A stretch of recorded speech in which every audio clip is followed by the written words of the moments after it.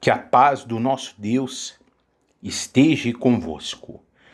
Abra sua Bíblia no segundo livro das Crônicas, capítulo 29, versículo 1. Segundo Crônicas 29, 1. Diz o seguinte: tinha Ezequias 25 anos de idade quando começou a reinar, e reinou 29 anos em Jerusalém. Sua mãe se chamava Abia e era filha de Zacarias. Fez ele o que era reto perante o Senhor, segundo tudo quanto fizera Davi, seu pai. Então, Ezequias, ele era filho de Acás. Só que Acás, ele não buscava o Deus verdadeiro, o Deus de Israel. Mas depois você lê o capítulo 28 inteiro e você vai ver que ele foi uma pessoa idólatra e ele morreu. E quem assumiu o reinado de Acás foi o seu filho Ezequias. Só que Ezequias, ao invés de seguir a idolatria do seu pai Acás, ele seguiu o exemplo bom de Davi e buscou o Deus verdadeiro e fez aquilo que era reto, ou seja, correto aos olhos de Deus. Continuando, versículo 3. No primeiro ano do seu reinado, no primeiro mês, abriu as portas da casa do Senhor e as reparou. Depois, como eu falei, você lê o capítulo 28 aí de 2 Crônicas e você vai ver que o pai de Ezequias, Acás, ele mandou fechar as portas do templo, as portas da casa de Deus. Mas, ao contrário do seu filho, no caso, ao contrário do seu pai, Ezequias, ele mandou abrir as portas da casa do Senhor e as reparou. Você sabe que o templo, a igreja, somos nós. E a porta desse templo, que é a nossa vida, o nosso corpo, é o nosso coração. Então tem pessoas que elas têm feito como Acás, elas têm fechado a porta, ou seja, têm fechado o coração para Deus. Mas tem pessoas que elas têm feito como Ezequias, elas têm aberto o seu coração para Deus entrar. Porque Deus, ele não força ninguém a nada. Deus não obriga ninguém a nada.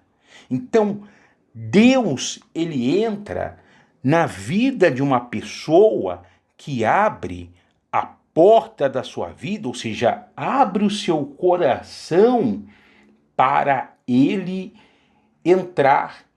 Continuando, ainda no versículo 3, finalzinho, abriu as portas da casa do Senhor e as reparou.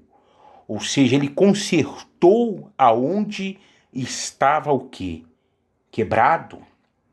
E uma coisa interessante, ainda no versículo 3, que Ezequias, no caso, ele foi buscar a Deus, foi priorizar Deus no primeiro ano do seu reinado, no primeiro mês. Então, que nesse primeiro mês, nesse mês de janeiro desse 2025, se de repente você ainda não priorizava a vontade de Deus, não priorizava o reino de Deus, que você venha priorizar, e você vai ver que Deus, ele vai estar na sua vida e vai te abençoar, em nome de Jesus.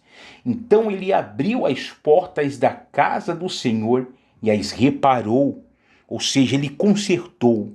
Então, o ser humano abriu o coração, a vida dele para Deus, ele deve procurar se consertar, ele deve procurar fazer aquilo o que agrada a Deus, para que assim Deus esteja na vida dele. Ele deve procurar estar no centro da vontade do Senhor. Então, reparar é consertar. Se você diz, pastor, eu preciso fazer, é um conserto com Deus, então faça, e assim Deus estará contigo. Versículo 4 diz o seguinte: trouxe os sacerdotes e os levitas, ajuntou-os na praça oriental e disse-lhes: ouve-me, ó levitas, santificai-vos agora e santificai a casa do Senhor, Deus de vossos pais, tirai do santuário a imundícia. Provavelmente, Acás deve ter colocado imagens, ídolos dentro da casa do Senhor. Então, por esse motivo, o rei Ezequias chamou os sacerdotes, chamou os levitas e mandaram eles santificarem a casa do Senhor e tirar do santuário toda a imundícia, ou seja, toda a sujeira. Então, levando isso para o parâmetro espiritual, a pessoa, o ser humano que quer ter vida com Deus, deve tirar da vida dele tudo aquilo que desagrada ao Senhor. De repente, um sentimento de malícia, maus olhos, vícios. A pessoa, ela deve fazer uma faxina espiritual. E Ezequias entendia isso, e por esse motivo ele mandou eles santificarem a casa de Deus. Verso 6, continuando: porque nossos pais prevaricaram e fizeram o que era mal perante o Senhor, nosso Deus, e o deixaram, desviaram o seu rosto do tabernáculo do Senhor e lhe voltaram as costas, ou seja, eles rejeitaram a Deus. 7. Também fecharam as portas do pórtico, apagaram as lâmpadas, não queimaram incenso, nem ofereceram holocaustos nos santuários ao Deus de Israel.